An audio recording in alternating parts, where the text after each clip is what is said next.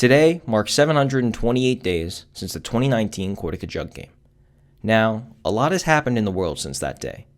A worldwide pandemic, rioting around the world, and many other tragedies have taken place. But 728 days later, the world still stands. In 2019, when the Cortaca Jug game took place 728 days ago, 45,161 fans flooded to MetLife Stadium, where Ithaca won its third straight Cortaca Jug game 32-20. That number was a Division III football attendance record, and while it won't be matched today, we are still grateful that thousands of fans will watch the game live from SUNY Cortland Stadium Complex. Now, the last time the Cortaca Jug game took place, 728 days ago, the Toronto Raptors were the reigning NBA champions, Ford vs. Ferrari was atop the domestic box office charts, and Hollywood's Bleeding by Post Malone was atop the Billboard 200. It had also been a day after the NFL suspended Myles Garrett for the rest of the season after hitting Mason Rudolph over the head with his own helmet. Now, I could continue to poke fun at that last line or go to talk about everything that was happening in November 16, 2019, but I gotta get back at the point. Players and coaches on both teams have waited for 728 days to compete for the Cortaca Jug once again. Others on the field and on the sidelines will be involved in their first ever Cortaca Jug game today. Now, I keep mentioning that number, 728 days. The point I'm trying to make with it is, for both Ithaca College and SUNY Cortland, it's been a long wait to finally be able to play each other once again on the gridiron. But today, that wait is over. It's been 728 days, but once again, for the 62nd time in its history, the Cortaca Jug is up for grabs.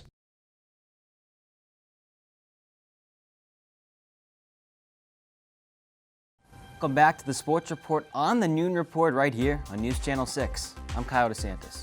The number 9 ranked Ithaca College women's lacrosse team stormed past Rochester University Yellow Jackets 18-7. The Bombers' record moved to 7-1 on the season in a win that marked Ithaca's 10th straight against the University of Rochester since 2009. Sophomore Caroline Wise led the Bombers with 6 goals in the contest to go along with 2 assists and 4 ground balls. The Bombers will return to Higgins Stadium and continue Liberty League play tomorrow at noon versus Union College.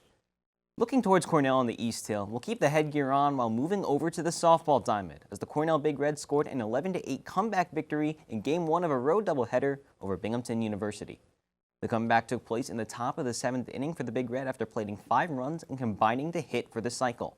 That's a single, double, triple, and home run, all in the same inning. Cornell also led 11-10 after 3 innings in the second game of the doubleheader before it was canceled due to darkness. In the National Football League, the prayers of some have finally been answered. Now in overtime during NFL playoff games, both teams will be able to have possession of the football. Recent seasons have had controversy due to the overtime rules because if a team won the coin toss and scored on the opening drive, they would win. Now that both teams get possession of the football, who knows? Maybe the Buffalo Bills will make it back to the Super Bowl for the first time since 1993. Finally, we're keeping our cleats on the gridiron as there's a new number 1 broadcaster for Fox.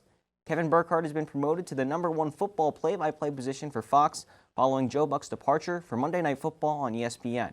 With the promotion, Burkhardt, who also hosted the World Series on Fox, will now be on the call for 2 of the next 3 Super Bowls, including Super Bowl 57 next February from Glendale, Arizona.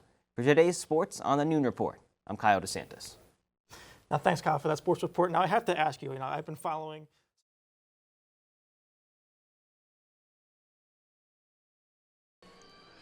2 on, no outs indeed for the shortstop, number 6, and playing number 6 in the field, Sebastian Murillo.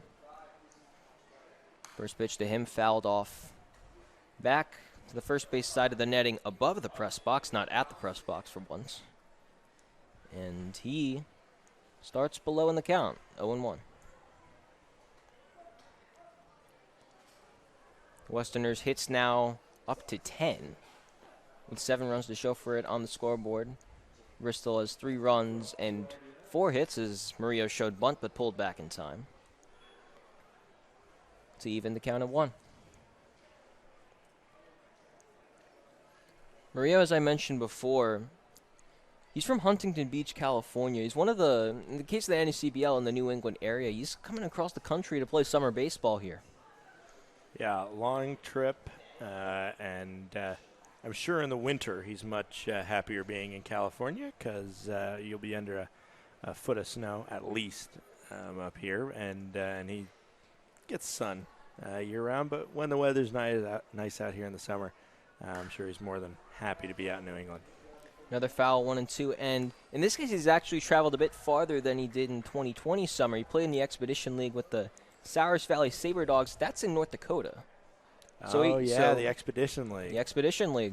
That is a league that is really interesting because the travel schedule in that league is gnarly. I haven't worked in it.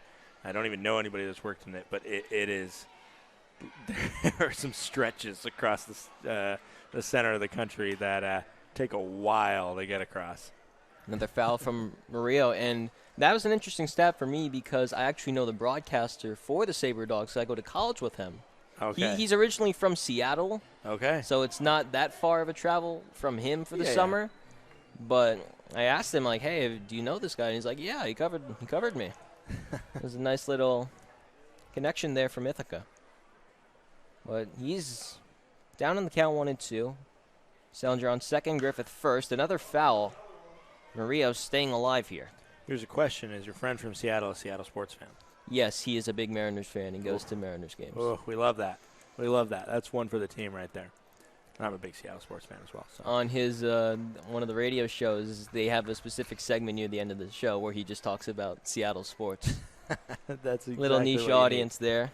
Yeah, I'm in the Ithaca radio show. Yeah, There's WICB radio. A handful of people in Central New York that care about the Seattle Seahawks and all the other. More of a teams. Mariners fan. He's a big Mariners fan. He's gone to a lot of games at Safeco. That's tough. I've talked to people who have watched a lot of the Blues broadcasts have heard me talk multiple times about how it's tough to be a Mariners fan. I'm definitely, I get a little more into Seahawks and the Seattle Sounders, the MLS team. Those are kind of my go-tos. I cheer on the Mariners, but it hurts. Getting an NHL team as well. Exactly. The Kraken. The Kraken.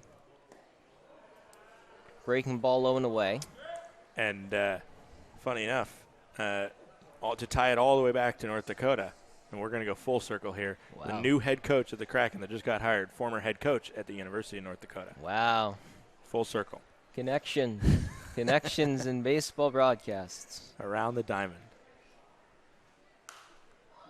Another foul from Murillo. That one coming out of Muzzy Field. He's made contact on a lot of balls this at bat. We've been talking about North Dakota. We've covered the country and we have back. covered the entire U.S. in this at bat alone. This is like the scene in Forrest Gump when he's running back and forth across the country and just still running, and this at bat's still going. Again, 2 and 2. Salinger at second. It's not Griffith even full yet. At first. The at bat ends with a swinging strikeout for Murillo.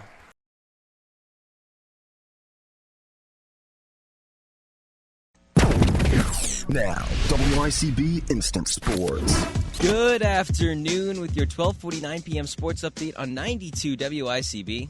I'm Kyle DeSantis. This just in, breaking news per Adam Schefter. During the NFL postseason, both teams will now be getting the football in overtime. If the team who won the overtime coin toss scored on the opening drive in previous seasons, they would win. Now, the NFL is making the switch to allowing both teams the opportunity to keep their seasons alive. Returning to the South Hill, the Ithaca College men's tennis team has a home matchup today against Houghton College in a few hours at 3 p.m. The Bombers have lost 2 straight events, including a 9-0 shutout against Skidmore College this past Saturday. The loss to Skidmore dropped the Bombers to an even 1-1 record in Liberty League play and an overall record of 7-3. Heading over to the East Hill, we'll switch out the tennis rackets for some lacrosse sticks as the Cornell women's lacrosse team hosts the University of Albany Great Danes tonight at Shulcop Field at 6 p.m. The Big Red comes into tonight's matchup after winning 2 straight Ivy League contests, including a double overtime 10-9 victory from this past Saturday at Harvard University. We'll stay on the lacrosse fields as we look towards Ithaca High School, where the Little Red junior varsity and varsity boys lacrosse teams host games today against both squads of Elmira High School at 5 p.m. and 7 p.m. respectively. These games are both teams' first in a week for the Little Red after a canceled home Saturday doubleheader against Homer High School.